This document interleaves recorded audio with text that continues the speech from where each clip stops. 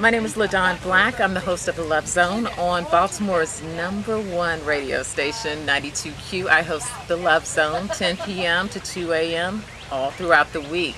I'm also the author of 2 top-selling relationship guides, the first being Strip Bare, the 12 Truths That'll Help You Land the Very Best Black Man, and also the Ultimate Sex Guide, Let's Get It On, 15 Hot Tips and Tricks to Spice Up Your Sex Life.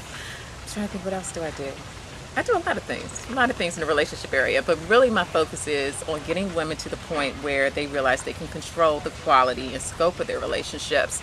Really, you don't have to settle. There are great men out there. We just have to be open to the possibility and be in our perfect form in order to accept the perfect man. Ladawn Black, 92Q.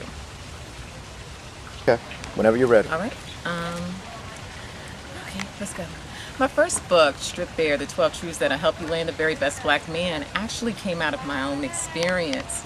I was in that cycle that a lot of women are in where you are dating bad men. I had all types of drama, baby mama drama, married men, craziness going on. And, you know, like a lot of women, I thought, well, it was because men were bad. And really, when I sat down, had a quiet moment and thought about it, I realized it really wasn't the men, it was kind of me. And that I needed to put some work in as far as straightening out how I view men, really what did I want. A lot of times we're sold the idea of what we want in a perfect man. Oh, he should have a college degree, he should make a certain amount of money, he should look a certain way. But really, is that what works for you? And so when I sat down, I came up with 12 ideas on how you can get the ideal black man, and I actually used the ideas. And what I found was my dating patterns turned around. No longer was I with jerks, no longer was I with bad men. My situation totally turned around. So Strip Bare, the 12 Truths That'll Help You Land the Very Best Black Man. My first book tells you how to let go of the past. It tells you how to ditch the skirt, and that talks about modifying your relationships with your girlfriends, something that women don't always want to hear, but sometimes you have girlfriends in your circle that really don't help your relationships. They hurt them. So Ditch the Skirt is a chapter that deals with that. I also talk about sex not being a 4-letter word. There are a lot of women out there that don't have any idea what really turns them on. And so that particular chapter talks about finding out what pleases you and also being plugged into what pleases your man. And there are a whole bunch of other tips in the book, but really it's about finding out what you need and what you want and pursuing it. Okay, now this is a springboard to what we're going to get into. That book sounds mighty familiar with what spawned this whole documentary. And basically, women have a lot of questions. Okay. And you hear a lot of statements from women like men are dogs or this and that. Right. And they necessarily don't know the meanings of of men's actions. Right.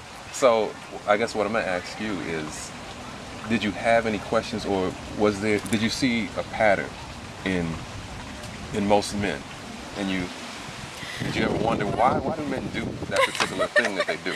Well, of course, I was trapped in that cycle where I was like, oh, all men are dogs and they all cheat and they all lie, and why can't they just be with one woman?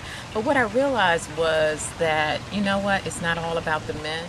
That a lot of times it's how we treat men in relationships, and also are we choosing the right men for us? Because really I was, like a lot of women in that cycle of, oh, he just has to be fine. If he is the finest thing out there, that's enough.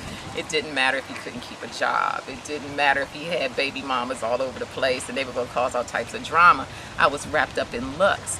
And that look thing wasn't working for me, because if I only dug a little bit deeper, if I kind of expanded the type of men I was interested in, I would find that I wouldn't have the drama and the difficulty.